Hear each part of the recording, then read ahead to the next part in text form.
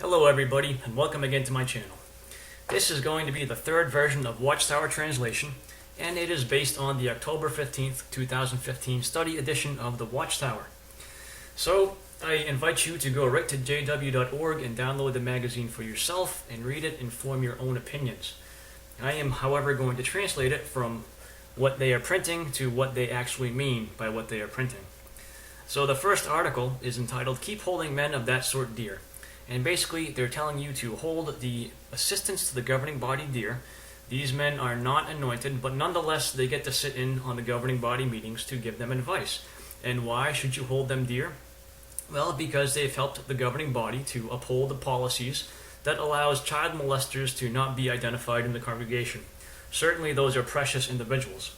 On top of that, they have to sit through the discussions of what type of pinky ring and what type of $5,000 suits the governing body are going to wear without slitting their own wrists in sheer boredom.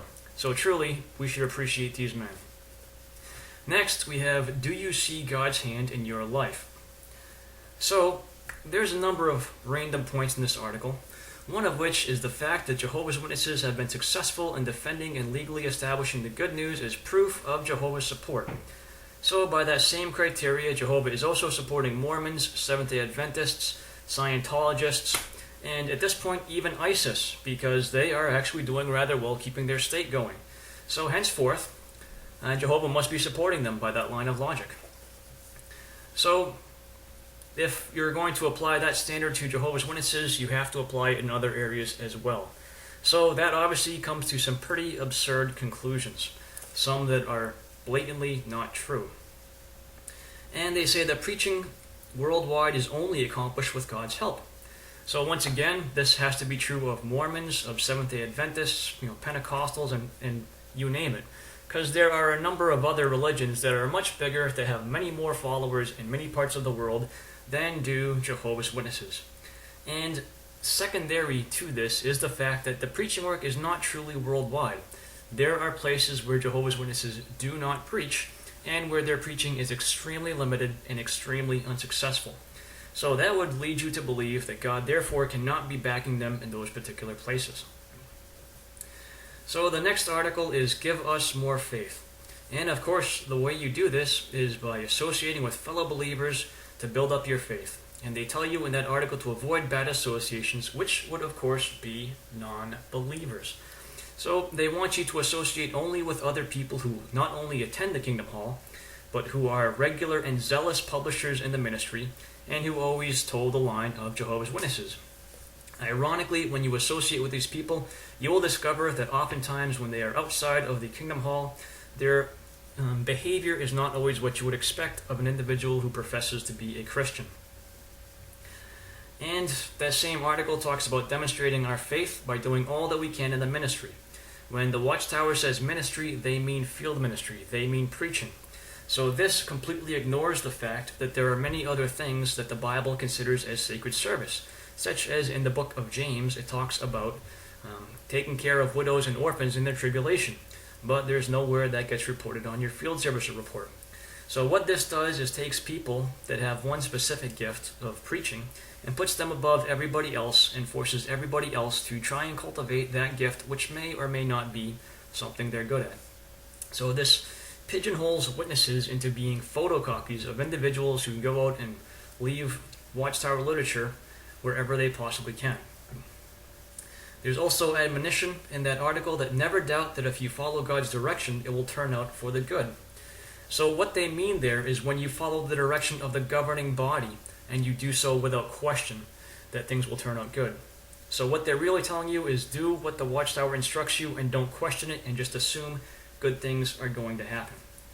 Then they've got the life story, but one thing you'll know about life stories, or you may or may not know this, usually speaking they are edited. So there are some things about them that are true, and there are some things about them that are embellished or changed to tell the story that the Watchtower wants you to hear. So when you read life stories from people, unless you can actually go and ask the person and get verification of their accounts, you can never be 100% sure that they're telling you the whole truth. And I know this because even when you have parts on assemblies or conventions, you oftentimes have to modify your experience to fit whatever particular thing they're looking for in that part. So the next article is Service Without Distraction. And here in this article they quote a Watchtower from September 15th, 1958 that talks about increasing distractions as the end gets near. Now, the quote in itself is not interesting, but what is interesting is that they're quoting from something from 1958. If you look on your CD-ROM, you will discover that you can only get awakes back to 1970. Why? Well, this is because there's some very damaging information in the awakes from the 1960s that the Watchtower is trying to hide from you. The very fact that they're quoting a magazine from 1958 demonstrates beyond a shadow of a doubt that they are fully and completely aware of what is in their old literature, and they are hiding it from you. So next, the same magazine cites the photodrama of creation. You can actually find this online if you want to waste 8 hours of your life watching this. Contained in the photodrama of creation are zodiac symbols and pyramidology. That is, things that are from a pagan origin. Charles Taze Russell would be disfellowshipped today if he were to produce the photodrama of creation the same way as he did. Yet, this is advocated as something that was used to spread God's word, things that would now be labeled apostate. And anything that is a distraction is considered as coming from Satan's world. For example, maybe you need to support your family. Well, that's basically Satan distracting you. You should quit your job if it's going to interfere with spiritual things so that you don't get distracted. And the next article on Keep Meditating on Spiritual Things, it begins with an irrelevant discussion about language. And then it just has points about study and meditation. So more typical, same stuff. The next article, or actually the one after that, there's another life story. But the last article is The Naive Person Believes Every Word. So the title of this article would lead you to believe they actually want you to think about the things you are studying. But this is not true. This is not what they mean. And they explain it. So they talk about some things that are being spread are just hoaxes and that we shouldn't believe information that we cannot verify. And they talk about people who are spreading emails to all their friends and whatnot and these unverified stories. In fact, they're telling people not to spread experiences even if they're true, and the reason for this is they want all that information only to come through Watchtower sources and Watchtower channels. So, let's say you have a really good experience in field service. You'd better not email your friend and tell them about it. But for some reason, it's okay if you talk to them on the phone and tell them about your field service experience. So they want all that stuff to come just through the Watchtower. And they say, ostensibly, this is because you can't verify it. And they say, don't trust unverified accounts. But this is funny because when you read the Watchtower, most of the accounts they give about anything are unverified. They quote people without citing the source, they change people's names, they don't give you people's full names, and they oftentimes alter what people are saying. So the Watchtower leads the way in publishing unverified accounts. However, anybody but them that spreads unverified accounts is breaking their own rules. So the real message they're getting here is that you really don't have any basis to trust the Watchtower because it's nearly impossible to verify most of the accounts they give you. You're just supposed to trust them because it's the Watchtower. They don't need to be verified. Then they go on to question the motives of anyone who puts out negative information about people or organizations. So let's stop for just a second. I know a group that puts out lots of negative information about people and other organizations.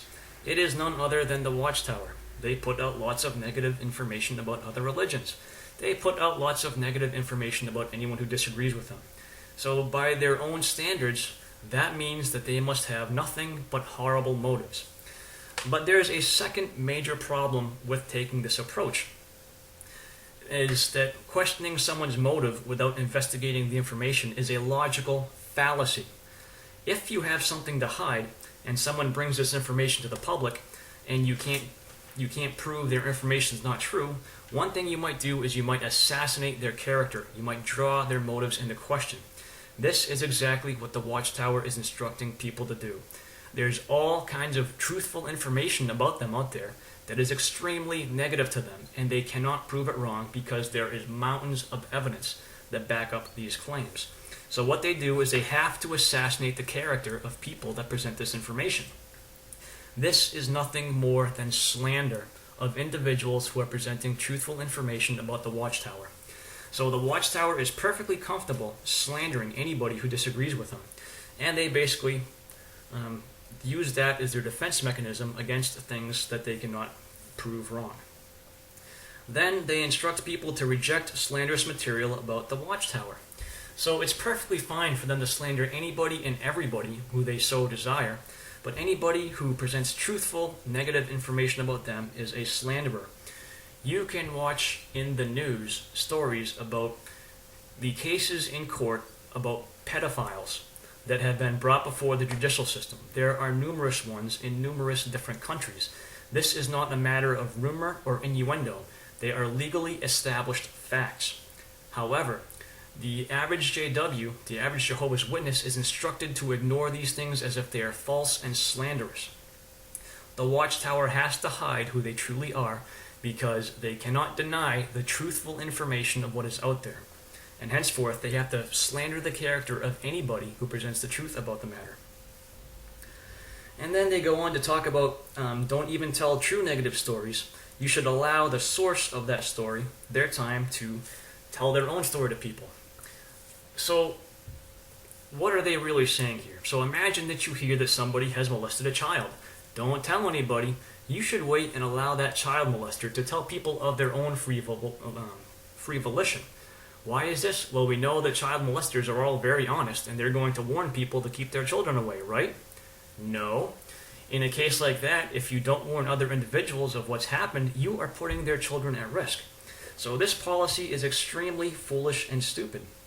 And once again, this is aimed solely at protecting their own reputation based on the fact that they cannot disprove all the truthful stories with all the negative information that's out there about them.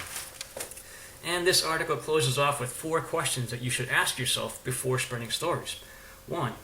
Is the information from a reliable source? 2. Is the information confidential? 3. Will this information damage someone's reputation? 4. Has anyone ever asked me to stop forwarding emails? Now, the ironic thing about this is if you ask these questions about material published in the Watchtower magazine and by the Watchtower Society, number 1, the Watchtower has proved itself time and again to not be a reliable source by misquoting people, by not giving references, and by modifying stories that they've printed, and by purposefully hiding vital evidence when presenting information. Is the information confidential? Well, that question can be answered depending on the case. So, once again, going back to child molesters, if you are a child molester, you would probably want to keep that confidential. However, it is not in the best interest of those who might be your victims for that information to be confidential. They should be alerted that they should protect themselves from you. So confidentiality is not always the best policy when it puts people in danger. Will this info damage someone's rep? Well, if somebody is a compulsive or pathological liar, and you don't know, and you find out that they are a pathological liar, yes, it will damage their reputation. But that's because they deserve to have their reputation damaged. And you should be protected from such individuals. So the real concern there should be, what is the most important thing for the safety of the majority of people? Is one person or organization's reputation the most important? Or is the safety of a multitude more important? And I really hope that that question answers itself. And has anyone ever asked you to stop forwarding emails? Well, the ironic thing about this is there are probably many of us who have asked witnesses to stop forwarding us emails about witness things, but that probably doesn't seem to matter. So anyways, those are just some random observations. Like I said, go to the website, read the magazine for yourself, form your own opinions. But this is just, my interpretation of what the Watchtower is preaching. And I hope you found this interesting or enjoyable. And let's remember, there is life after the Watchtower. We can be happy. We still have our struggles to deal with. But we can have our freedom and we can enjoy it. So thank you for watching.